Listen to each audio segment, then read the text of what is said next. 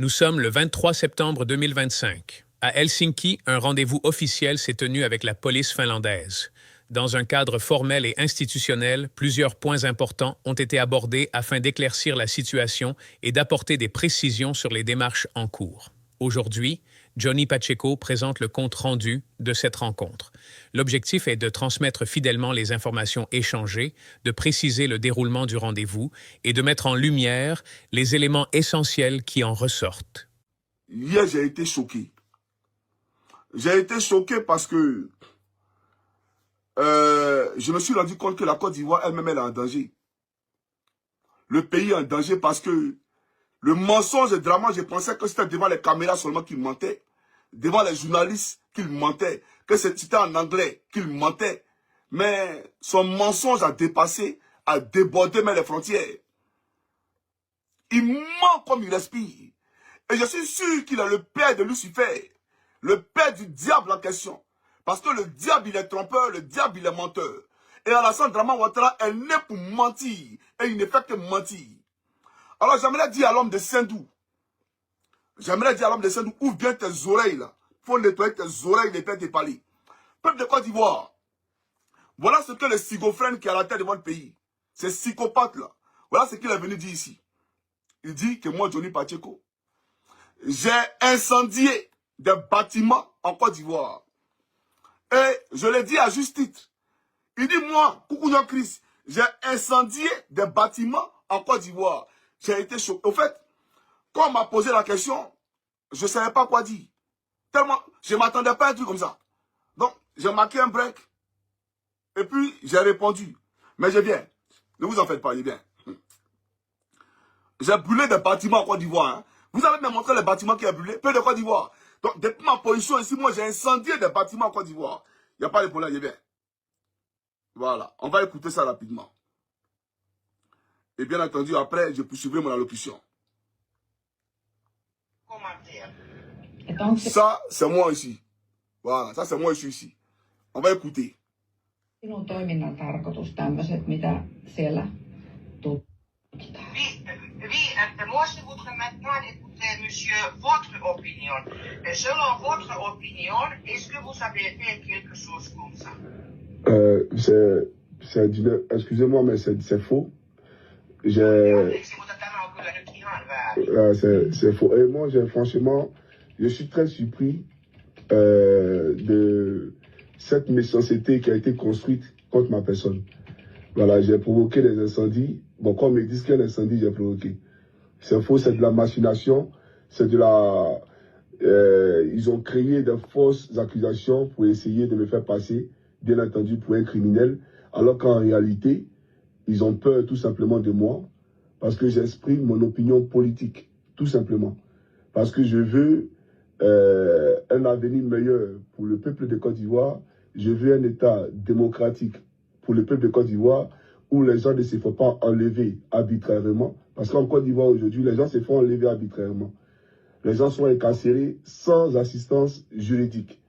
Les gens aujourd'hui sont dans l'incapacité de s'exprimer dans le pays. Ok. Voilà, bon. Après, j'ai renchéri. Mais vous savez, j'ai enregistré des séquences parce que j'ai été choqué. J'ai été vraiment choqué de la monstruosité, de la cruauté de l'homme. Moi, j'ai incendié des bâtiments en Côte d'Ivoire. On a compris. Deuxième chef d'accusation. Alassane Draman Ouattara dit que moi, j'ai commis des meurtres en Côte d'Ivoire et que j'ai appelé à l'extermination, à la purge, donc à l'éradication de tous les homosexuels en Côte d'Ivoire. J'ai dit aux Ivoiriens, trouvez tous les homosexuels de Côte d'Ivoire et tuez-les. Waouh! Ça veut dire, on me posait des questions. En fait, vous comprenez, quand tu es surpris, c'est comme tu es en train de traverser, puis une voiture fonce sur toi, et puis tu es surpris un instant avant de te ressaisir. Donc, j'étais tellement choqué par les questions que je me disais, mais waouh! Mais j'aimerais dire à Alassane Draman Ouattara, soit moi, je n'ai pas dit une vidéo, demi-vidéo, une demi-vidéo, où Johnny Pacheco a eu à tenir ce genre de propos. Pendant qu'il y avait la guerre contre les Woubi en Côte d'Ivoire, moi j'étais dans mon camp au RAGP. J'étais encore dans mon camp au RAGP, c'est l'année passée. Et c'est moi qui ai dit aux Ivoiriens, ne tuez personne. D'accord? Parce que Dieu qui est là-haut, là, c'est lui qui est le maître. D'accord? C'est lui qui est le juge. Ne jugez pas et vous ne serez pas jugés. Il revient à Dieu lui seul, le Seigneur Jésus-Christ, de les juger. Mais en leur donnant la mort, vous souillez votre âme. Parce que vous aurez combien péché devant l'Éternel. Parce que tu ne verseras pas le sang de ton prochain, a dit l'Éternel. Mes vidéos sont là, mais vous avez supprimé ma chaîne YouTube. Mais ceux qui font les séquences là, pour le mettre sur TikTok, vous pouvez retrouver ça là-bas. C'est depuis quand j'ai dit en Côte d'Ivoire, attrapez tous les homosexuels et tuez-les. Vous me rappelez un peu, d'accord, l'épisode de, comment on appelle ça, bon, du procès de Gbagbo à la Cour pénale internationale, où vous avez dit qu'ils ont dit, cherchez tous les partisans de Ouattara, cherchez tous les musulmans de Côte d'Ivoire et tuez-les. Depuis quand j'ai appelé à ce qu'on tue les homosexuels? Mais ma fille, Leslie là, mais je pense que elle a pour compagne une femme. Mais et pourtant, je l'aime bien, c'est ma fille.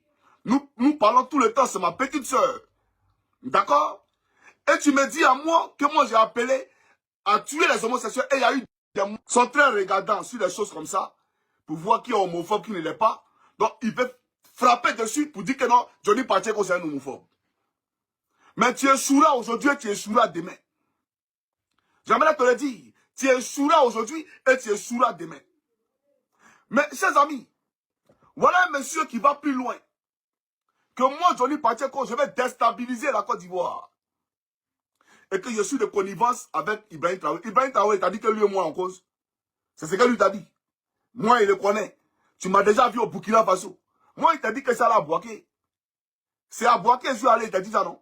Est-ce que tu m'as déjà vu au Burkina Faso? Sors-moi une seule preuve de ma présence au Burkina Faso. Sortez-moi une seule preuve. C'est vous qui me diffamez en langage de journée en disant que Ibn m'a rendu 30 millions, etc. Moi, je n'ai jamais été au Burkina Faso. Je n'ai jamais été au Burkina Faso. Tu racontes des salades. Tu comprends ou pas? Donc, tu passes ton temps à mentir. Est-ce que tu es obligé de mentir? Et puis, il dit encore, écoutez très bien, que moi, je suis recherché en Côte d'Ivoire. Parce qu'il y a beaucoup de mineurs qui ont déposé plainte contre moi en Côte d'Ivoire pour abus sexuels. Ah, Alassane Draman Ouattara. Alassane Draman Ouattara. Regarde, faut me regarder. Je suis bêté de Gaïwa. Voilà. Ça, c'est Koukounion, Christ Yvon. Quand tu me regardes là, moi, je peux Brimougou. Et puis c'est enfin. En fait, hier, j'ai compris. J'ai compris une chose.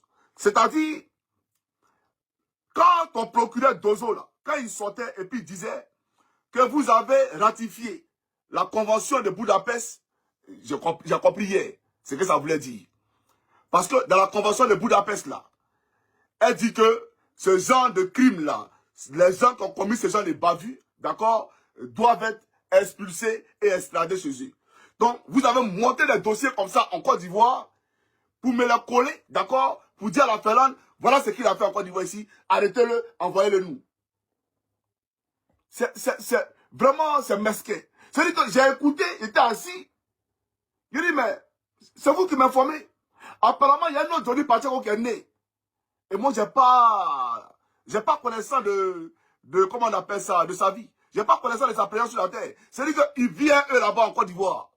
Et il a fait toutes ces choses-là. Il a incendié des bâtiments. Il a tué des homosexuels. Il a abusé des petites filles, etc., etc. Tu es un homme dangereux. Tu es un homme très dangereux. Je vais te dire une chose. Et moi, je ne suis pas un lâche. Je ne suis pas un lâche. Hein. Tu dis que moi, j'ai dit que tous les députés de Côte d'Ivoire sont des djoulas. Et ça m'a plu parce que tu m'as donné l'occasion là d'expliquer un peu de politique aux policiers qui étaient là.